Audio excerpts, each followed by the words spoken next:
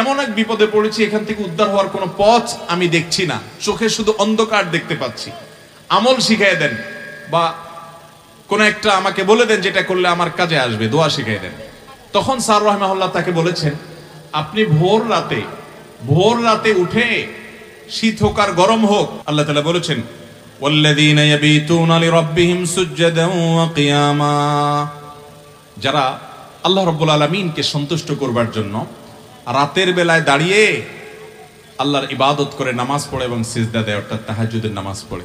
ভাইরা আমার, আল্লাহর জমিনে 5 ওয়াক্ত নামাজের পর সবচেয়ে শ্রেষ্ঠ, সবচেয়ে মর্যাদাপূর্ণ নফল নামাজ হলো, সুন্নাত নামাজ হলো। এতে মর্যাদাপূর্ণ কোন নামাজ ফরজ ওয়াজিবের পরে আর হতে পারে?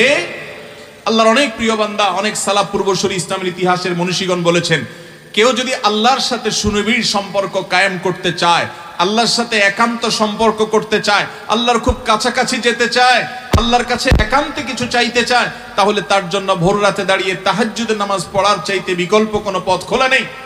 মোহতারাম হাজরিন, নবী করিম সাল্লাল্লাহু আলাইহি সাল্লাম বলেছেন, রাতের শেষ প্রহর যখন হয়, ভোর রাত যখন হয়, আল্লাহ তাআলা দুনিয়ার আসমানে নেমে আসেন এবং বান্দাদেরকে ডেকে ডেকে বলেন, তোমাদের মধ্যে কেউ ক্ষমা প্রার্থনাকারী আছো, আমি ক্ষমা করব।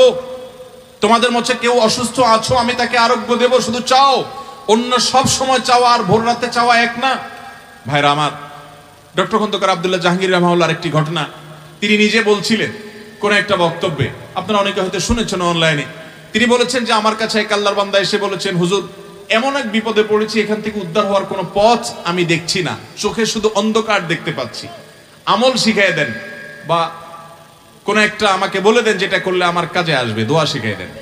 তখন স্যার রাহিমাহুল্লাহ তাকে বলেছেন, আপনি ভোর রাতে উঠে, শীত হোক আর গরম হোক, আরামের ঘুম ছেড়ে ওযু করে, সুন্দর করে ওযু করে, লম্বা কেরাত দিয়ে লম্বা রুকু সিজদা করে 2 হাত তুলে এবং সিজদায় গিয়ে আল্লাহর কাছে চোখের পানি ফেলে মনের মতো করে কথাগুলো বলবেন এবং এটা নিয়মিত কয়েকদিন করতে থাকেন। তিনি আমলটা করেছেন। স্যার রাহিমাহুল্লাহ বলেছেন, কয়েকদিন পরে লোকটা আমার কাছে আসলো, এসে বলছে যে ভাই, আমার নিজের কাছেই অবিশ্বাস্য মনে হচ্ছে যে আল্লাহ তাআলা আমাকে এইভাবে উদ্ধার করবেন, আমি কল্পনাও করি নাই, আমার সমস্যাটার সমাধান হয়ে গেছে। ভাইরা আমার, আপনি যদি পৃথিবীতে আপনার দুঃখের কথাটা বলার মতো কোনো মানুষ না পান, কারোর কাছে বলার পর ভরসা না পান, আপনার যদি দেয়ালে পিঠ ঠেকে যায়, তো মনে রাখবেন ভোর রাতের তাহাজ্জুদ হলো আল্লাহর জমিনে আপনার জন্য সবচেয়ে বড় অস্ত্র, সবচেয়ে বড় অস্ত্র। কোরআনে কারিমে আল্লাহ তাআলা এই নফল নামাজের নির্দেশ আমাদের নবীজিকে দিয়েছেন, ওয়ামিনাল লাইলি ফাতাহাজ্জাদ বিহি নাফিলাতাল লাক, রাতের কিছু অংশ নফল হিসাবে তুমি পড়ো। অতএব ভাইরা আমার, তাহাজ্জুদের নামাজ এটা আজ আমাদের পড়া কঠিন হয়ে গেছে, নানা কারণে কঠিন হয়ে গেছে। সবচেয়ে বড় কারণ হলো এই ডিভাইসটা, স্মার্টফোন। এটা আমাদের পরিবারগুলোকে খান করে দিচ্ছে। এটার অনিয়ন্ত্রিত ব্যবহার যুবকদেরকে শেষ করে দিচ্ছে।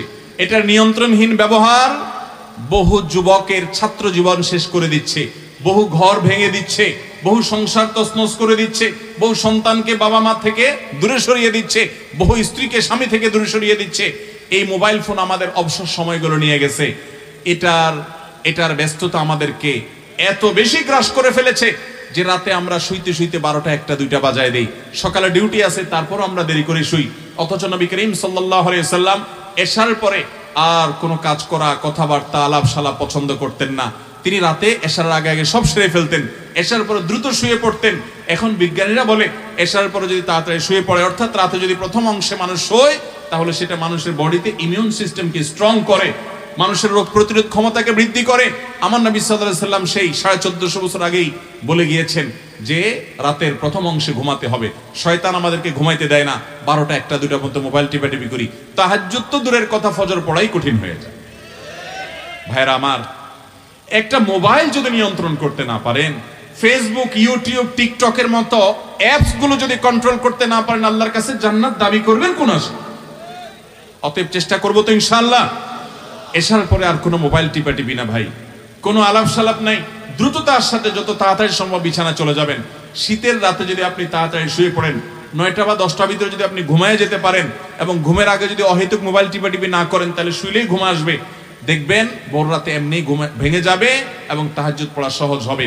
বিশেষ করে রমজান মাসে সাহারি খেতে সবাই উঠেন কি উঠেন না?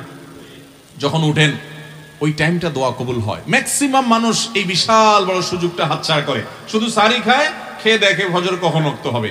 আরে ভাই, ঘড়ির দিকে না তাকায়া সাহারি খাওয়া শেষ হয়েছে 20 মিনিট 30 মিনিট যদি থাকে, তো ওই টাইমে 2 রাকাত নামাজ পড়ে একটু আল্লাহর কাছে হাত তোলেন, কারণ এটা দোয়া কবুলের সময়।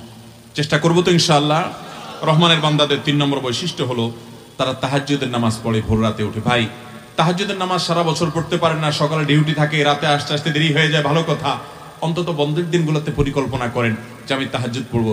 রমজানে পরিকল্পনা করেন, যে সুযোগ আছে সেই সুযোগটাকে কাজে লাগান। চেষ্টা করবেন তো ইনশাআল্লাহ। শীতের মৌসুমে একটু চেষ্টা করেন, মাঝে মধ্যে 2-4 রাকাত তাহাজ্জুদ পড়েন। আল্লাহ আমাকে আপনাকে আমাদের আমলের তৌফিক দান করুন।